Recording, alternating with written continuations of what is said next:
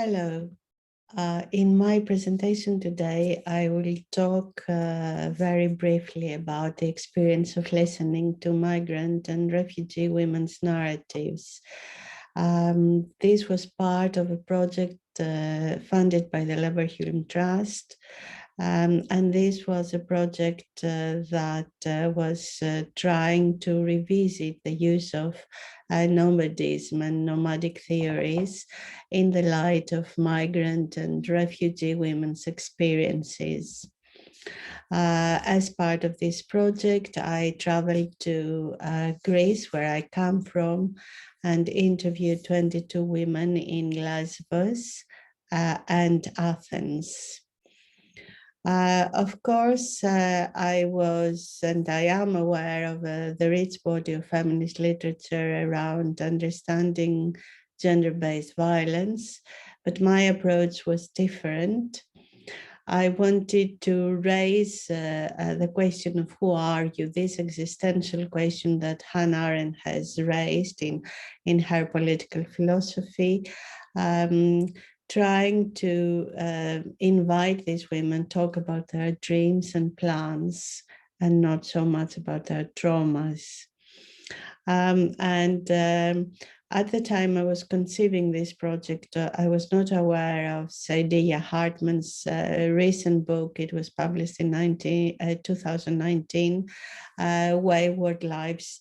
And in this book, she also criticizes the fact that sociologists and reformers in the past focused very much on the disadvantages of young Black women in the US, but failed to see them as dreamers and planners. And that's exactly what I was also trying to do back in 2018 when I conducted the research. And of course, listening became a huge part of the project, since I was doing an sort of oral history project. I was asking these women to tell me the experience of traveling just by asking them two questions. Tell me about how you traveled to Greece. And in the end, I would ask them a second question, tell me about your dreams in 5 or 10 years' times. And in focusing and listening, of course, I was aware of a rich body of feminist literature around the importance of voice in what Adriana Cavalero has called relating narratives, what Susan Bickford has called dissonances of democracy, and the way Lucia Farinati and Claudia Firth have talked about the importance of listening in activism. And of course, another body of literature that was important is anything that has been written around sounds and music in social theory, starting from Edward Said's famous musical elaborations, passing through Ruth Salvaggio's important book on the sounds of feminist theory, but also contemporary approaches to narratology and narrative understanding through music and sounds.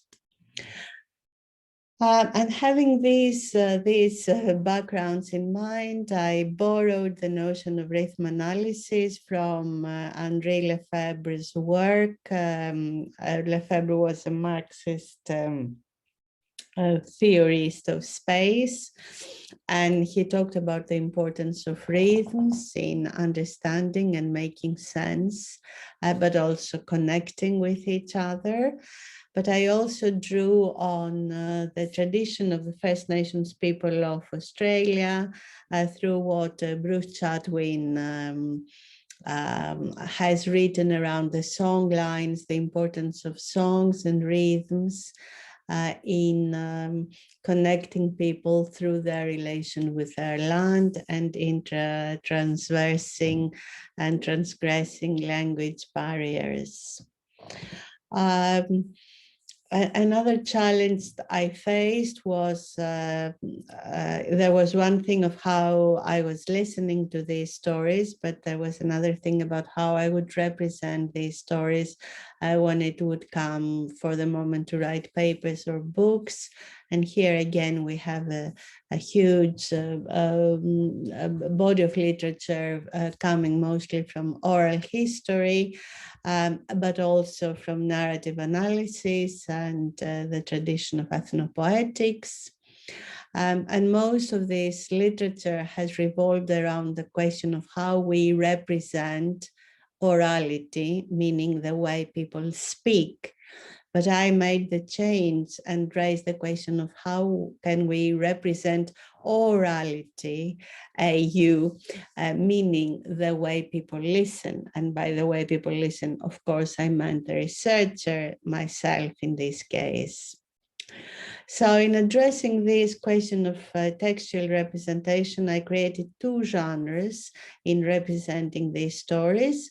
Sometimes I represent them as proses, because what is more interesting here is the content of the story, what they say, but I also represented them as free verses, just to highlight the form of the story, the rhythm and the music, but from the perspective of the person who listens, not necessarily from the perspective of a person who speaks, because we know that different languages have different musicalities, different rhythms, and it would be dishonest for me to claim that I had grasped this rhythm and I had represented it in text.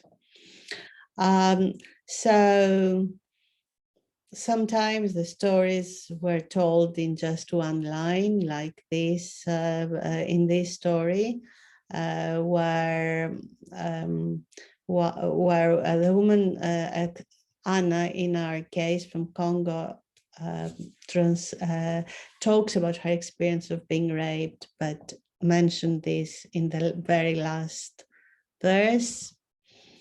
And here I was reminded of Trinh Minh Ha's important intervention about that not all stories are told at the time when we wait for them. They all need some time, and we have to wait for this time and for this moment. And sometimes this moment might not come at all. And finally, this is a way I was trying to represent stories that were not, I could not understand at all, because this is a story that was told in Farsi. So my connection with the story was the music of the voice. And that's what I have tried to represent through the free verses. And in overall, just to wrap up, in this very short presentation, I have drawn on entanglements between narrative, music, and voice and rhythm to consider the salience of feeling and understanding women's stories of forced displacement narrated in other languages. And my argument is that perhaps we should move beyond the imperatives of clarity and transparency in an attempt to be in the world with others and connect with others. And perhaps we should respect the right to opacity, as Edouard Glissant has put it.